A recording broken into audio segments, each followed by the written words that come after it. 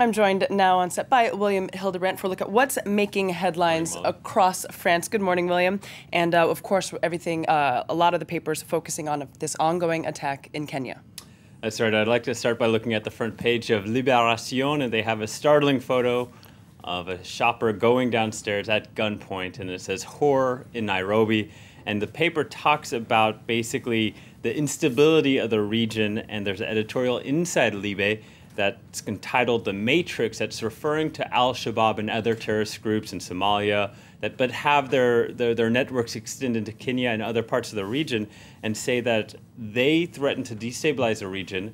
It could have effects on the economy, such as like shutting down tourism, which many of these countries rely on greatly, but also, we're talking about it here, all this international press coverage only gives Al-Shabaab and these other terrorist groups more notoriety in terms of recruiting other potential future jihadists to join their groups.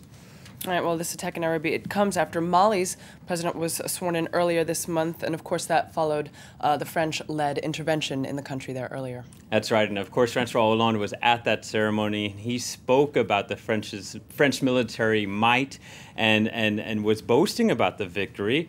But the Libé looks at the sort of spread of jihadism and says that France is keeping its troops not only in Chad and Senegal and Ivory Coast, but it also has special forces in Mauritania and Burkina Faso. And the piece also wants to look at how close Al-Shabaab and Al-Qaeda are. We've heard Al-Shabaab is linked to Al-Qaeda. And the piece speaks to several military experts, and they all say basically the two groups are distinct, but it's only a matter of time before they become more intertwined and collaborate even more. And the piece finishes by saying that Paris, by having these troops stationed throughout Africa, is basically preparing for a war without ever admitting it.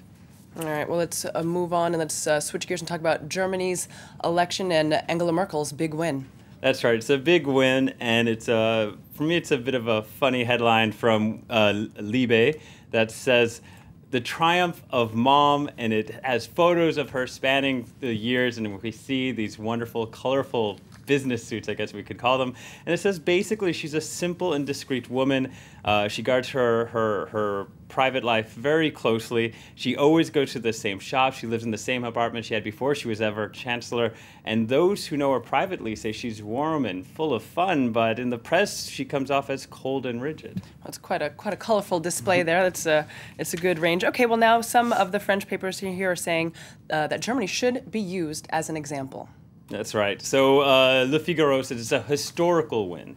They say this is Merkel's best results ever since she's been chancellor, and Germany sets a benchmark for Europe in terms of economic performance, political stability, and sustainable growth. Now, the piece says France and Germany, they have this close tie. We call it the French-German friendship. France should be hoping it can not only take these examples and adapt them itself, but also spread these across the European continent. Now, if we look at another piece within Figaro, this comes as François Hollande's approval ratings are at an all-time low of 23%. That's the lowest in more than 2 decades, and it's saying that basically during this crisis, Hollande's words have sort of lost credibility. One day he's promising to freeze taxes, the next day his minister's raising them. All right, and let's move on. And of course, one thing that the papers here in France have to talk about, that's of course the national French basketball team. They finally took home their first international title. That's right. I would imagine their approval rating would be probably 100%. L'Equipe has a French page that says magical. And France beat Lithuania, of course. This is their 36th appearance in the tournament that goes back 78 years. But if we also look at the front page of 20 Minutes, it's not just a victory for Les Bleus, but redemption for Tony Parker, who they say is the heart of Les Bleus. And although he just had 12 points in the final, he had 32 in the semis against Spain. And it's a sort of a redemption for him because earlier this year, of course, his San Antonio Spurs basketball team, the United States, lost the NBA championship. So from heartbreak to victory, it's nice. Well, it's definitely good for the team and great for the fans. All right, let's talk fashion. And Fashion Week is underway here in Paris. And of course, we've got catwalks full of leggy models. That's right. And they're going to be working up appetites. And I wouldn't call it investigative journalism from the Huffington Post, but they say, what are models really eating? Everyone wants to know. So they have this piece about how, despite this reputation of them eating just apples or lettuce, they're eating Big Macs and French fries and macarons. But if they're coming to France, I just want to know, where's the foie gras? Well, yes, of course. That's always the eternal question. Do models really eat? We'll have to see if we can get to the bottom of that. Yes. All right. William Hildebrandt with a look at what's making headlines in the French press.